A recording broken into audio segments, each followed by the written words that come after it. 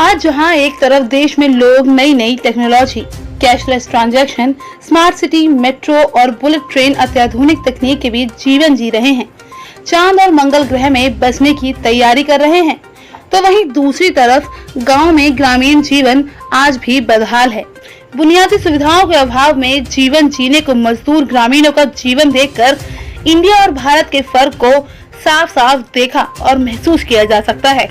देश में आजादी की 75वीं वर्षगांठ मनाने के बावजूद इसी देश में आज भी ग्रामीणों को निकलने के लिए एक अलग रास्ते की तलाश है। सतना जिले में मझगवां जनपद पंचायत अंतर्गत ग्राम पंचायत शाहपुर के बहेलियन टोला में आज पिछले 100 वर्षों से कई परिवार रह रहे हैं, जिनके लिए बिजली और पानी की व्यवस्था तो राज्य सरकारों द्वारा कर दी गई है, पर आज भी उन्हें मुख्य मार्ग तक पहुंचने के लिए कई किसानों की निजी अराजियों से निकलना पड़ता है।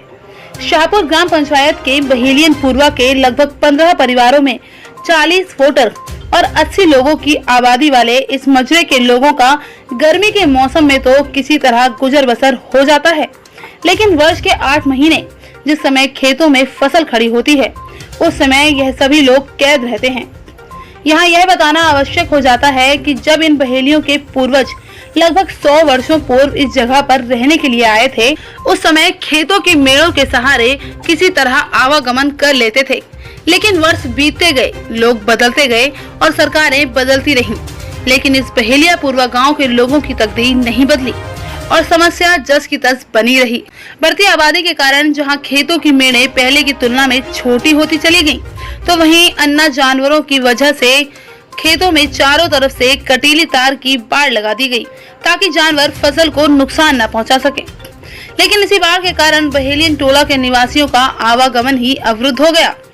अभी बीती 30 तारीख को इस गांव में एक महिला को प्रसव पीड़ा होने पर जननी एक्सप्रेस एम्बुलेंस बुलवाई गई, लेकिन सड़क मार्ग न होने के कारण गाड़ी मुख्य मार्ग पर ही खड़ी रही और प्रसव पीड़ा से कराहती महिला का प्रसव गाड़ी के पास आते आते हो गया, जिसके कारण जच्चा और बच्चा दोनों की हालत खराब हो गई। दोनों अभी भी सतना जिला अस्पताल में जिंदगी और मौत से संघर्ष कर रहे हैं। इस गांव के ग्रामीणों को कई तरह की समस्या का सामना करना पड़ रहा है। अगर इस गांव में कोई बीमार हो जाए तो उसे हॉस्पिटल ले जाने के लिए उसको कंधे में उठाकर करीब 1 किलोमीटर का रास्ता तय करने के बाद ही मुख्य मार्ग तक पहुंचाया जा सकता है। दुर्भाग्य और गरीबी का दंश झेलने वाले इस गांव के लोगों को सड़क का सुख कब और कैसे मिलेगा, इसे शायद कोई नहीं जानता। चित्रकूट से खबर 24 एक्सप्रेस के लिए विनोद शर्मा की रिपोर्ट। पीढ़ी बीत गई और रास्ता नहीं मिल रही है, लड़का बच्चा पढ़ने का नहीं जा रहे और तीसरी पीढ़ी ही दा रही। हमारे मर गए पिता, अबे हम मरने वाले, अब रास्ता नहीं खुल रही है। और क्या कह रही है सरकार, अब विपिन नहीं आता का किन जाए आता हम बेड़े हैं, हमारे खातिर का गली नहीं है। हाँ कहे अब ऐसा है कि चाहे जाऊँ बना जा, हम चाहे बनाए रहा चाहे बिगाड़े रहा, साहेब ऐसा है। और के यह समझता है लड़का बच्चा का भें हुए तो साहेब यहीं बेड़े रही था। तो खटोली से लेके ही यहाँ इधर यहाँ लाते हैं। बच्चे हमारे पढ़े जाते तो सीधे वहाँ जाते, कादा कीचड़ हर चीज लगत है, वहाँ से तार लगा देते तो नीचे से निकल के जाते, तो हम ही रास्ता कहीं वह है सर। यहाँ जन्म लिए हैं तब से आज तक रास्ते की परेशानी झेल रहे हैं। हमारे बच्चे स्कूल नहीं जा पाते हैं, बूढ़ हों चाहे बुजुर्ग हों चाहे स्त्रियां हों, प्रसव नहीं हो पाता है सर समय से।